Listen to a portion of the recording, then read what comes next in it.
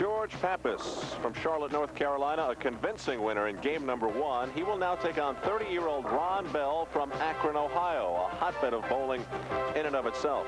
Now, tonight we are seeing 5 bowlers who combined have 42 PBA titles. George Pappas has 9 of them. Ron Bell has none of them. And you may wonder why at 30 years of age Ron Bell doesn't have a PBA title. Well, that is the interesting story of Ron Bell. He decided just a few years ago he was tired of bowling and took some time off. Here's a little bit more on that and more on Ron Bell in a chat I had with him earlier. Ron Bell has done an amazing thing. After a 7-year absence, he has returned to the PBA Tour, and he has done it with great success. Why the return? Well, I was working back home, and I wasn't really making the living that I wanted to. And, of course, out here on the tour, it's tough to make a living, but it's a lot better than what I had at home. Why did you leave? Well, I just wasn't happy with what I was doing, and I knew that I could compete out here on the tour, and this was the obvious way to go, so here I am. Now, last week you missed the top 24, which is the goal of most bowlers, just to get a good paycheck by 1 pin, and now here you are on the TV finals, so you must be finding the groove. Yeah, I have. This week the lanes have been very conducive to my game, and I was able to take advantage of a few breaks, and especially in match play, the scoring was quite low. Especially on this side, the high side. So this week it just worked out super for me. What's the big difference in the PBA Tour circa 1977 and 1984? Well, I'd say the big condition is the lane conditions. The lane conditions have been so difficult. They're very inconsistent, and especially when you're crossing lanes, it's very hard to figure out what the lanes are doing. And you have to find out very quickly because of the caliber of the bowlers. You cannot afford not to find it right away. Now, all week long you bowl here. The lights are normal. The crowds are smaller. Now, all of a sudden, the lights are on. The cameras are here. I may be talking while you're on the approach, and there's a full house here, maybe the biggest of the year on the PBA Tour. How are you going to handle all that? Oh, I'm not going to worry about that at all, Al. I'm just going to concentrate on my bowling, concentrate on trying to make good shots, and the people aren't backing me. I'm not too much worried about that. And what about your style? What are we going to see? An explosive style, a very loud style, or very quiet and deliberate? I think you're going to see an aggressive style. I've come here to win. I didn't come to finish second or third. So I'm going to be aggressive. I'm going to let it all hang out and go for the victory. That's all. Ron Bell certainly has one of the least glamorous nicknames on the tour. They call him Hog Chop. And he shakes hands with George Pappas. And on we go into game number 2. We'll see if Pappas is able to maintain his smooth string. Is that like the walrus on the golf tour? I don't know. I don't get explanations. I just report the facts. And I think Ron Bell is going to take a lesson from George Pappas here and try and play a similar type of line. Pappas right back in there.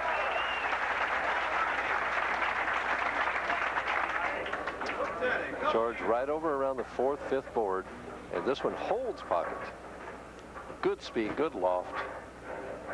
Ron Bell better have his striking clothes on.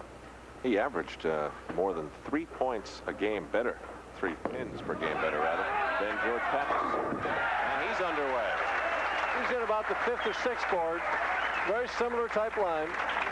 And he's asking for his first re-rack on lane 45.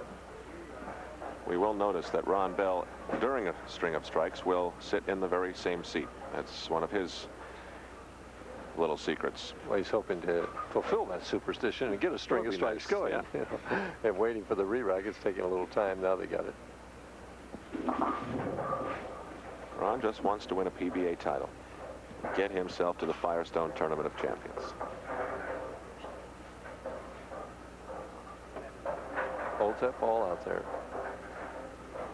Chance to take a quick lead. And does. Now, immediately, George Pappas knows he's in for a battle here.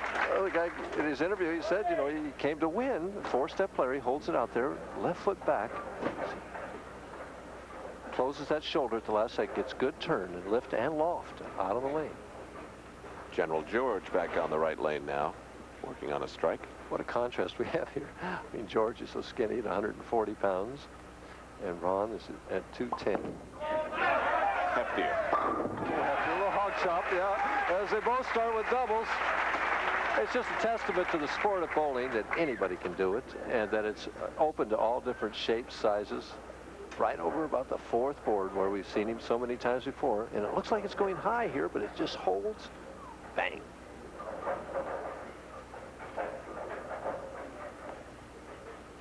A hush at Suburban Lanes. Crowd is already into this match with strikes 2 apiece. Pappas in the 3rd. He is the Tournament of Champions champion for 1979. Outstanding bowler for the last 15, 16 years. Won a lot of money on the PBA Tour. He's Just there like again. that.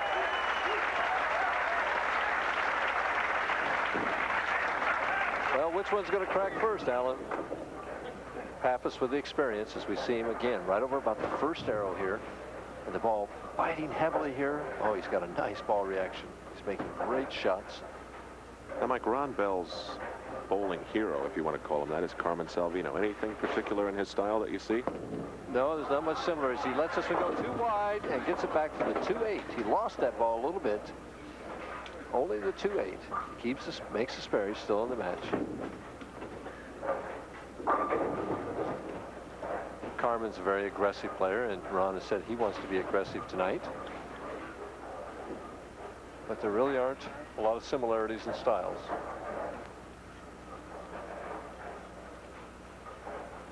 See how he shoots this, whether he shoots it off his strike line or moves inside. Shooting it off his strike line. Has it perfectly. Kind of a tip to bowlers out there. I think the reason he shot that off his strike line is he knows what the lane is doing from that portion of the lane around the 1st arrow. And he didn't know if he'd have moved inside whether the ball was going to hook or slide or what it would do. So Ron Bell cracks first, but only briefly. There you see strikes across the board for Pappas, and Bell 48 through the 2nd frame, down by 12, and now bowling in the 4th. High, 3-6-10. Plowed through the left-hand side. His ball hooks a little bit more than George's, and he's just not quite getting the good reaction that George is getting. George is getting such a super reaction out there. He's taking his time. It shows a lot of poise out there before shooting this spare. See him spread that index finger there. Holds the ball down low, the hand right, a little bit on the side of the ball there. On the side in the backswing at the 3-6-10. Nice conversion.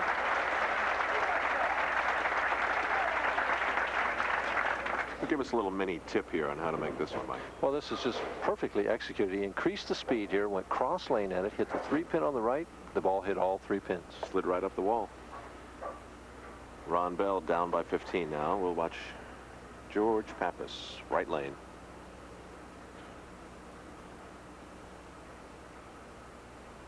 Keeps twitching that shoulder.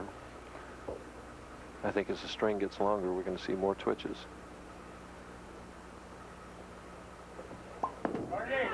He's there again. Oh. I love to watch George. You know, notice how he acknowledges the crowd every time when he comes back and says thank you to the crowd as they applaud him. And you'll have a tough time convincing him not to twitch. Right over that. See him, those eyes on that target. George gets very animated. Although, you know, he's no Marshall Holman. No, but he moves around the approach with a lot of style and grace. His lead's now 25 as we approach the midway point of game 2. The winner to move on, take on Mark Roth. He's starting the twitching before he ever gets a hand on the ball this time. 4 straight strikes for Pappas.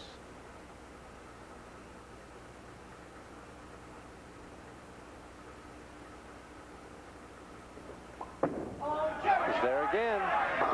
Oh, the ball just snapped at the end and left the 4-pin. A great shot. Boy, he thought it was a strike, and so did I.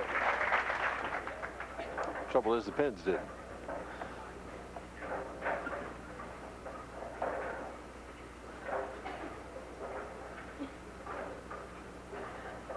Cross lane at the 4-pin. All right, so Pappas now complete through 5 frames and a leader by 24 pins. George may demand a little twitch watch, Mike. Let's count. 2, 3, 4, 5, 6, 7, 8, 9, 10, 12, 12 twitches before George tossed this one, and we'll be keeping an eye on that throughout the evening as the Buffalo Open continues from Amherst, New York on USA.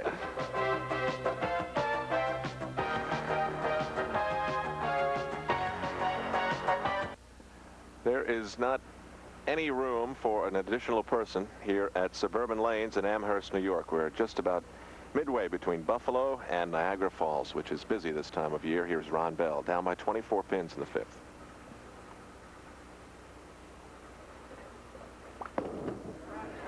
Light doesn't quite make it up.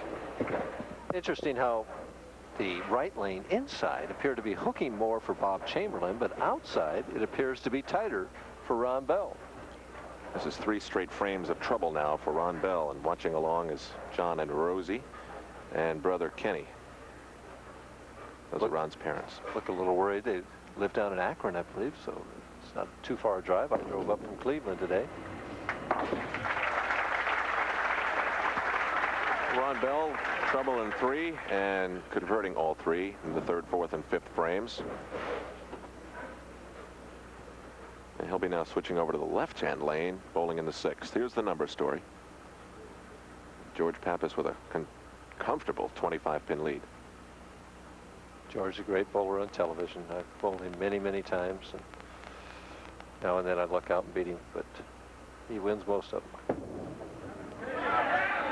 Good shot by Ron Bell. See the increase in speed? He picked up that speed on that left lane. You know what a lot of people don't realize, Mike, and you're a perfect example. You've been so successful on the tour, yet your TV record, I think, when I checked today, was 36 and 37. A little bit under 500. Mark Roth, he's not that overpowering. But yet, these bowlers are able to win consistently and still take the losses and keep going, like yourself. Well, you fail many more times in the sport than you succeed. George a little high this time, and trips the 4. I think that's a testament to just how difficult it is to be consistent. Well, it definitely is. See, George, just a little inside target here, over the first arrow this time. He missed a board left, and it looks like it's going high. The 2-pin does its work on the 4.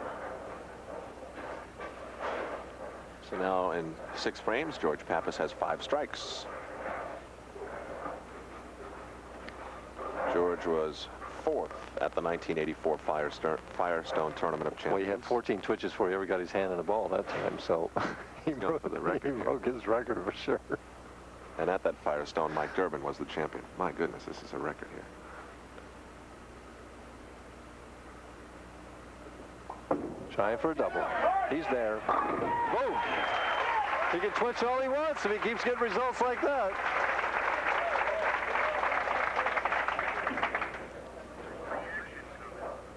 George knows this ball's there. Do you see that? Yes. I love it. It'll be a fun sport when the pins are falling. Oh, yeah, but it isn't too much fun when they're not. Ron Bell in the 7th, down by a bunch.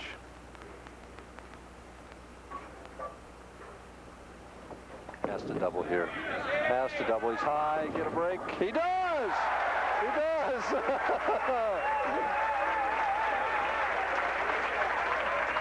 Body English from the booth.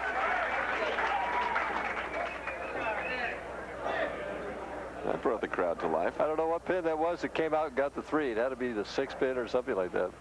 4 strikes for Ron Bell. If only he was able to maybe string a couple on the front end of that, he'd be a lot better off than he is now. He still can cut it to 15 pins with 1 more here. Puts a little pressure on Pappas with a strike here. Light. Here it comes. Oh, he gets the 1 break and then gets a bad break right behind it. What a sport this is. That happens so many times. And that drives the bowlers crazy. The pins giveth and the pins taketh away, I'll tell you. See, Ron, he knows it's there, and now he sees, oh, no, not now.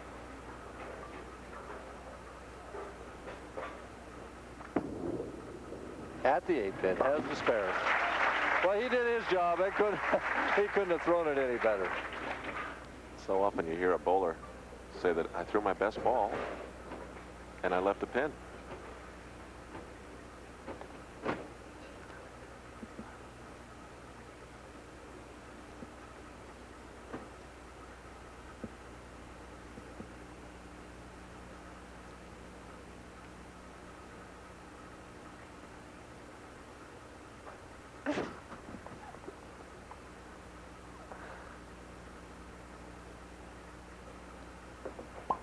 George trying for 3 in a row. How many was it, Mike? I lost count. It was up close to 20. I lost count. Because George thought that ball would get there, and it didn't. I'm going to have to stop counting. It's distracting my concentration here.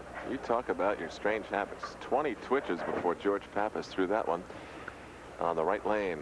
Up by 24.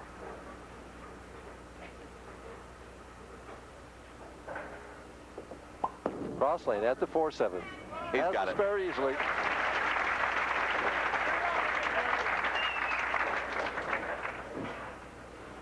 Right now, George is going at a 2:37 pace. His potential 2:57. Ron Bell, if he would strike all the way out, can get 2:33. So George just needs to stay clean and not beat himself. If he would strike on this ball in the 9th frame, then he would force Ron Bell to strike out to make him mark and get a decent count.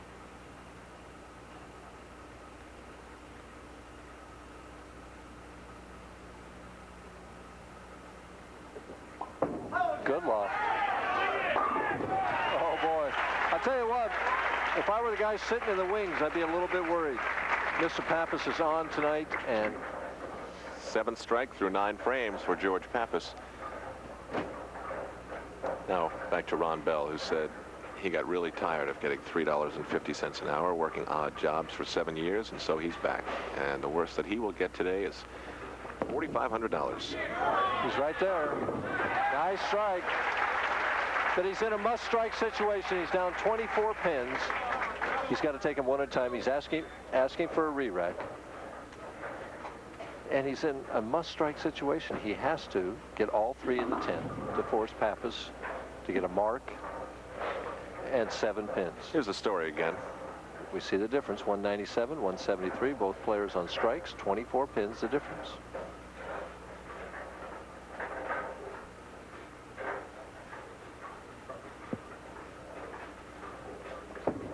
Trying for the double.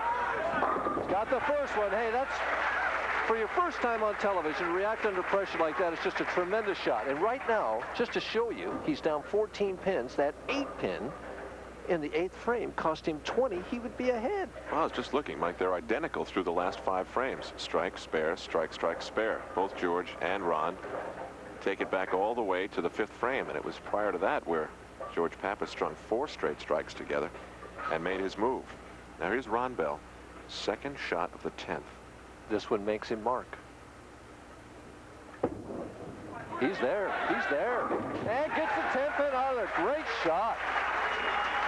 Ron Bell has found the groove. Now he must wonder whether it's too late.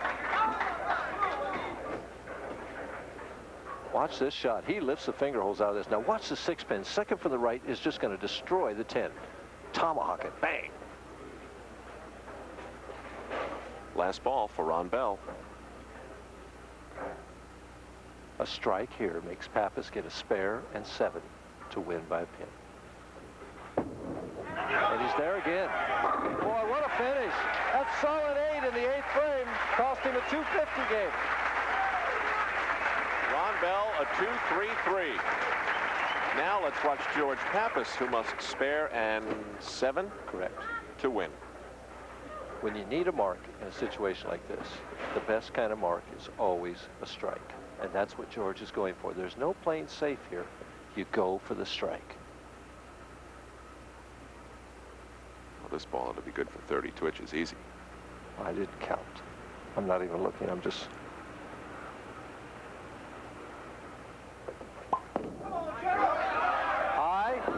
Boy, he got a break. I'll tell you, his first bad shot of the match.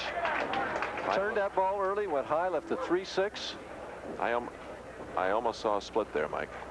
Sure could have been. But anytime you go through the heart of the pins like that, in a pressure situation, you expect to get a split. George is extremely pleased. He just never could get comfortable. You saw him twitching the shoulder and trying to get comfortable. He never got there. Bell's looking off at the score, trying to figure out what George needs. He knows he needs a spare. Has the spare. Still needs 7, which shouldn't be a tremendous problem. What a vast difference it is right now from a few frames ago when George Pappas led Ron Bell by 35 pins. Last week in the position round, Ernie Schlegel needed 8 to lead the tournament. 7 would have been a tie. He got 5. He wound up finishing 3rd. so that you never take anything for granted. Ron Bell will watch.